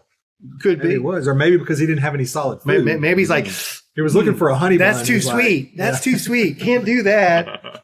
Or maybe he said this meat's too cold. I like warm meat. God, can you imagine laying on the side of the road and all of a sudden you're awake and there's a mountain lion sniffing around you? Jeez. I think at that point Justin wouldn't. I mean, based on his video, he wouldn't have known if that was real or not. Quite frankly, but and along those lines, you were talking about we were racing Justin to Tucumcari, which by the last few hours we literally were. Yeah. I thought we had plenty of cushion because it's like I knew air quotes that he had to stop at some point, just at least to take an hour break somewhere, which he didn't do. But it was because we found out later he was cold, so he just kept moving. Yeah. I assumed when he rolled into Vega that he was going to just chill out there and finish the last day with Sedge and Doug. That's kind of what we were hoping for. And he even said himself that's what he wanted to do. He because he was chasing them. He was chasing all the riders, and that was his carrot, like we had talked about before. Remember, that's what I said. I think once he catches Doug, because Doug was the front runner at that point. I thought he was going to let up and kind of ride with him. I completely assumed he would. So I assumed he would take a break and let them catch up with him since he passed in the night. And it's like, okay, I understand that. It's like he wasn't planning on staying at a hotel or anything, so at some point, he'll just lay down for a couple hours till they catch him, and they'll all finish together. But he had that as an idea himself, but he was given motivation to finish as far in front of everybody as he possibly could. So he took that advice and ran with it. Which I understand to some extent. You've express mailed this first 3/4 of the section. Sure. So why not put an exclamation point on it? But at the same rate, geez, I mean, I can't even imagine how exhausted he was by the time he made it to Vegas. I don't think he probably at that point. You get to a point where you don't even realize how you don't know. Yeah. I mean, he's seeing pink. I mean, he said he saw elephants. Yeah. Yeah. When we put the videos up from Tucumcari, he's not all there. Yeah. Which is completely understandable. That Yeah. is not a critique by any stretch of the imagination. Yeah. It's completely an expectation. But along those lines, I think, and Doug will correct us correct me if I'm wrong, I think that Is this mine, by the way? it is now. Okay. You're opening it. Well, Brad, you're supposed to drink it, not sniff it.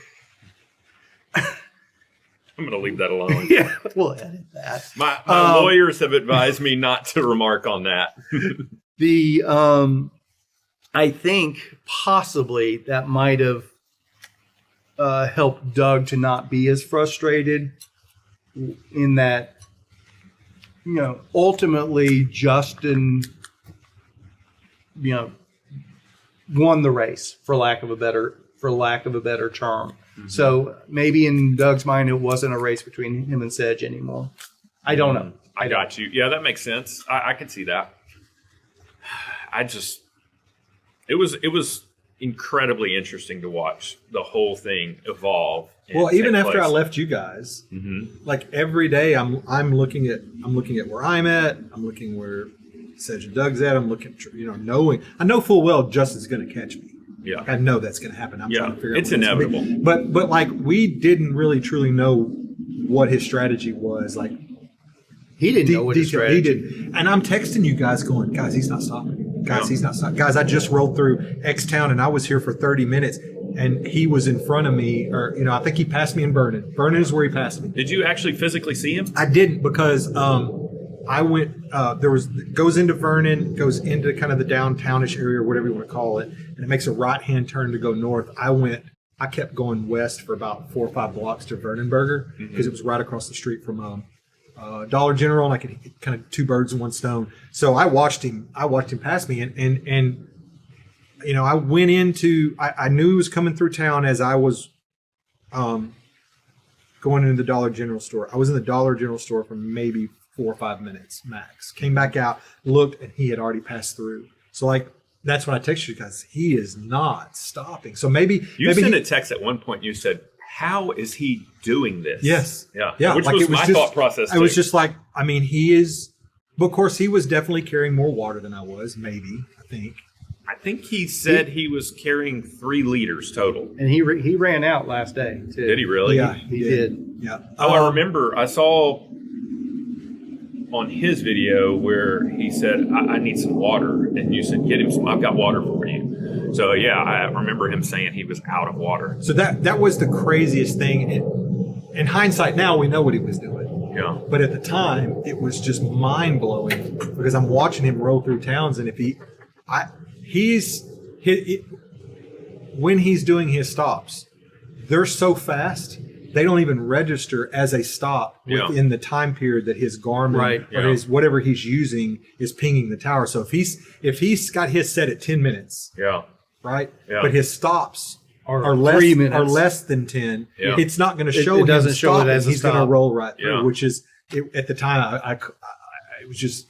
Well, when you watch his video too, you can understand that he's not eating any food. Yeah. So I thought at one point he had 2 gallons of water. Yeah. So I imagine he's drinking as much water as he can. He's filling his bottles, and then he's putting gallon jugs for trail angels or whatever, just leaving them there, and then he's rolling. I mean, one of the benefits of that, of being that restrictive on your intake is, one of the things I suffer with, especially when I'm tired, is I walk into a gas station, I'm just going, what the fuck am I going to get? There's too many damn things. I know I like this and this, but I don't want this.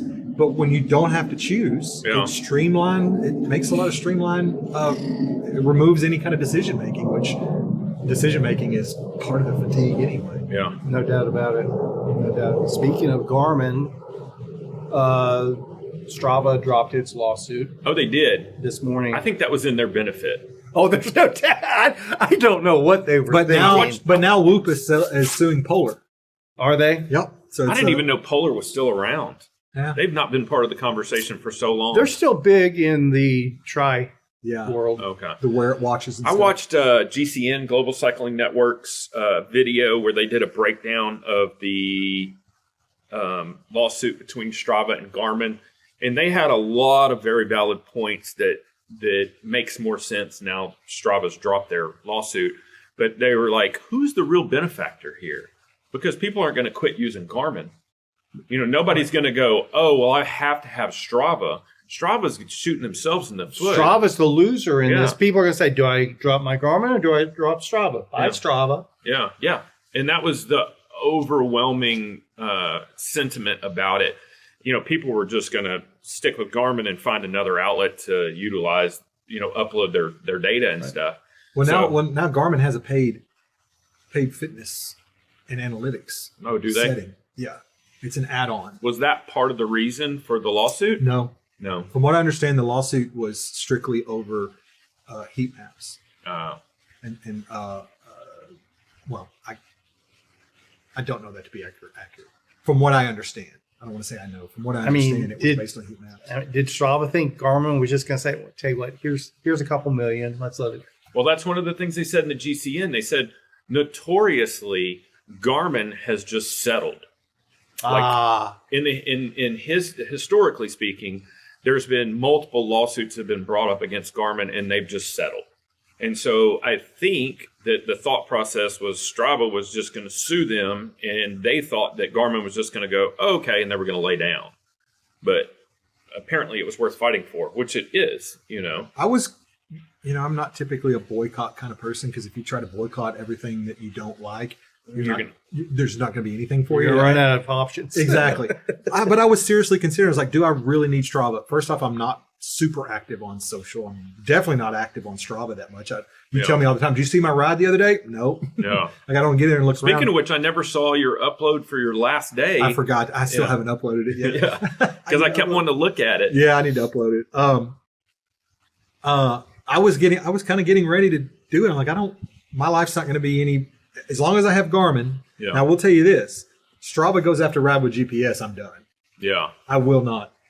I'm Yeah. not going to choose a giant behemoth corporate company over what we know is a small mom and pop shop that is, and I'm sorry, Ride with GPS is way more important to me than Strava. But if Garmin would clean up their ecosystem, I think they could have bowed up to Strava a lot harder. But as it stands, and I'm not a tech guy, I don't know if anybody out there knows that, but the whole Garmin ecosystem is so convoluted. They have too many devices, and they have way too many apps, and they have too many. Like for instance, if you had the when I had the Messenger, the InReach Messenger. Yeah. Wait, how did this work?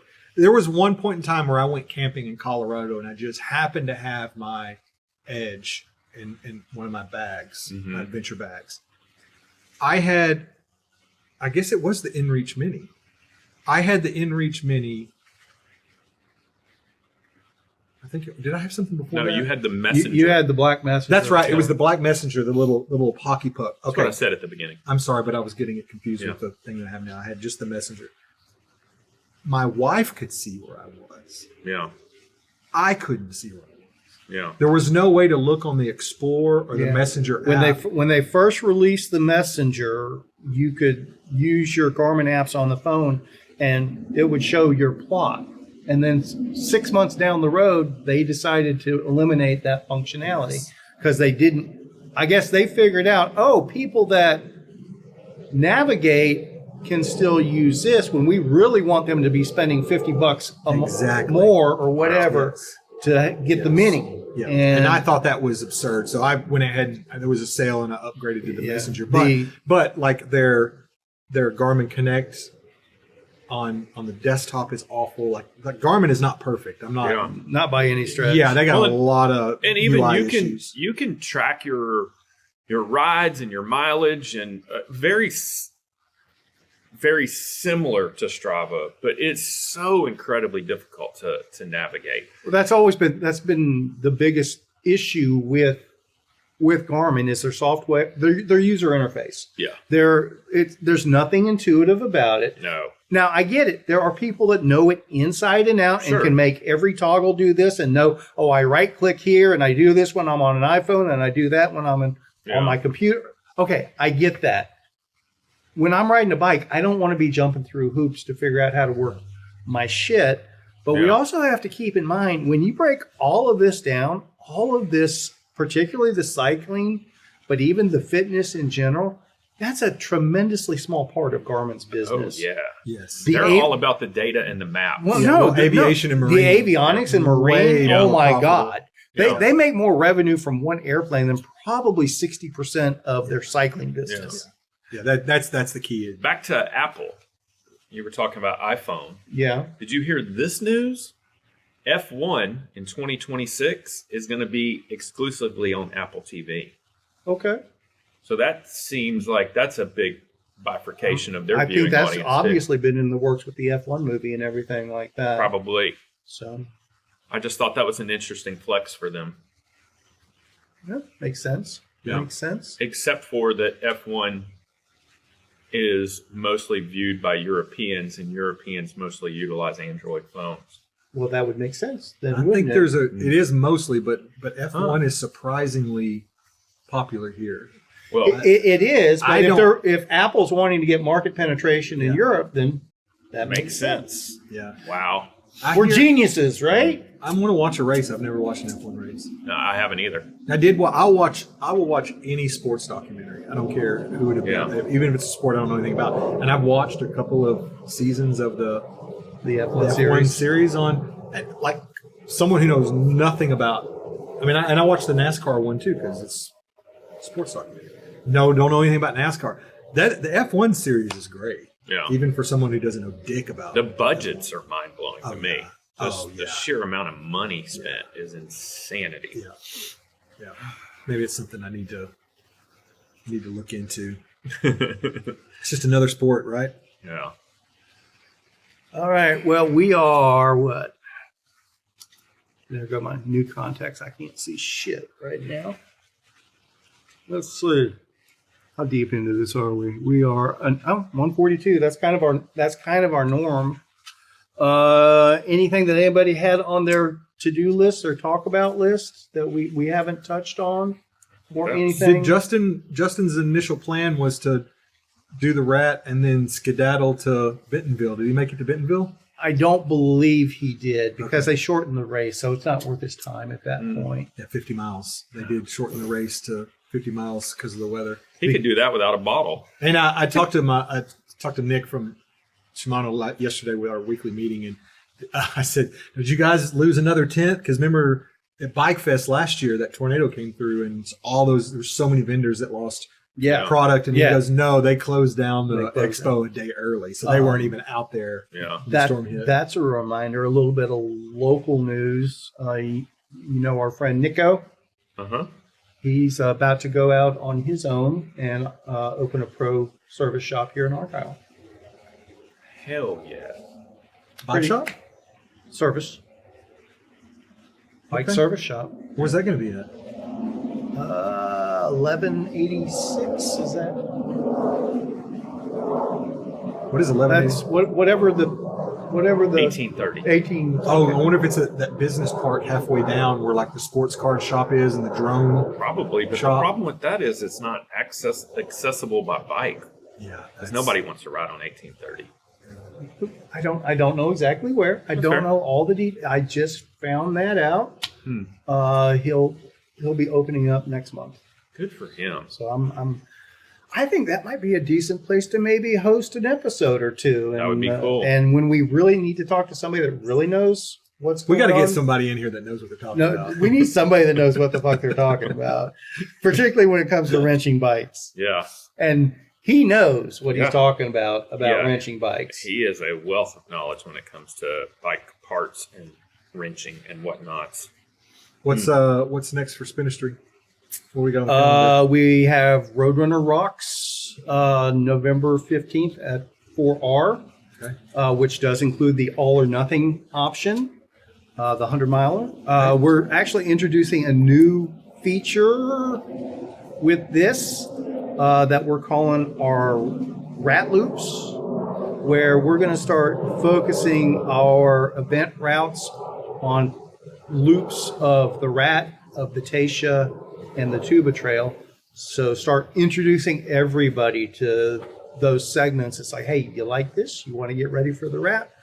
We're really going to take, well, all right.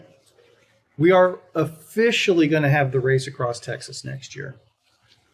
As opposed to unofficially? So what the race across Texas will be the stage race. Okay. Now, if people want to go out on group depart week and do their ITT group thing like we've traditionally done, where it's an unofficial race for the ITT, it's fantastic.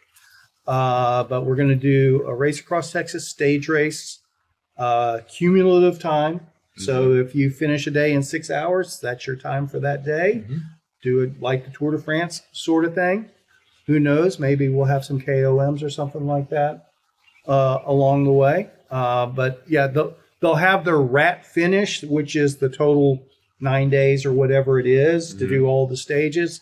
But there'll also be a separate cumulative time, and that will set a new fastest time for stage racers, with the possibility of going super light because there will be a semi-supported option where we can tote your gear from end to end. So if you just want to hop on the bike and go 110 miles a day, you can go 110 miles a day. I have many questions, but my first question is day one still going to be Texarkana to Paris? It would be Texarkana to Clarksville. Okay. And it would adjust to roughly 110 mile days from that point on. Pencil me in. Okay. I'm probably going to go do the camp with you guys for a day or two, maybe. And that's Probably not going to do the event, but I would like to go and hang out. That's going to be an option of this stage race as well. Technically, each day is an individual event.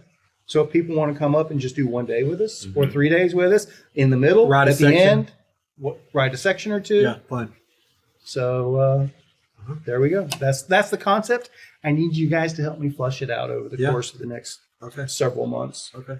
Interested, you say? Yeah, and I immediately have hundreds of ideas and thoughts. Yeah. That's what we're shooting for. Yeah. I think my first thought is I think everybody needs to provide their own bin, like and standardized bin. That way you can just stack them and they can label them and here's your stuff. Put that in as a part of a cost, and then you know exactly what size bin. That's exactly how we did it first year. I had my little runaway camper, and so you had to be limited to a duffel bag. And I think I even sent them the link on Amazon. Here's a duffel bag you need. Yeah. I think it should be a bin so you can stack them. Bins are more practical now. Yeah. The bin selection wasn't as varied and as affordable then. Yeah. Now, that year, Peter got his duffel bag and loaded it all the way across the bottom with canned soups, It was literally a 200-pound bag. Jeez. Oh my God, that's great. Anyway, all right, that's great. Let's end on that note. We'll work on Justin's would just be like 6 kilos of powder. Another cool event that's coming up that I'm going to try if I can make my calendar work is our good friend Dr. Josh Dean up in Bentonville. You know, he's on the board for the Dropper Doctor. The Dropper Doctor, Dr. Dropper, brah. You know, he's a board member of FAST, Friends of Arkansas Single Track, and on Saturday, November the 11th, they're doing an event. It's not a race; it's just an event, free event called Loop de Loop, and it's I think it's November 10th. Or no, November 8th. 11th. I mean, November 15th. Oh, well, okay. Well, that's the same day as Kevin's event that he's trying to promote. Oh, I'm not going to promote it then. Go ahead. That's up there in Arkansas. Okay, yeah. Right? If you're up in Arkansas or you'd rather do some mountain bike stuff, it's you do a full loop of tunnel vision in the back 40. It's 50 miles, 5,500 feet of climbing. Free event. Yeah, you can go to fasttrails.org for more information. I'd like to do that. If I can make it happen, I'm going to go up there and do it. So very good. If not, If I can't travel, Roadrunner. Roadrunner it is. And I'm going to throw this out there too. I was invited to a Texas Race Promoter Symposium November 9th. And there's already all sorts of interesting drama in the email replies to that. So I wasn't originally going to go because we were supposed to have an event that weekend. Mm-hmm. But this is just too spicy. Where is this being held? Waco. Okay. Waco. So this is going to be interesting. This is going to be interesting. I'm just there bringing a big old bag of popcorn. How so? Give us a little teaser. So the group that's sent out the invitation is a racing team that recently put on their first race that I'm aware of. Maybe they've done others in the past. And they kind of threw this together a little last minute and ad hoc. You know, they're not even a month's heads up when people already have events scheduled and things like that. But okay, I appreciate. So the idea is to get the race promoters together, maybe coordinate calendars, and I don't know exactly what. So everybody's not stepping on everybody's toes. Yeah, there's lots of small dick energy in the Texas race promoters environment, and I'm not throwing them all under the bus. Yeah. You know, I'm not a huge bulge here, but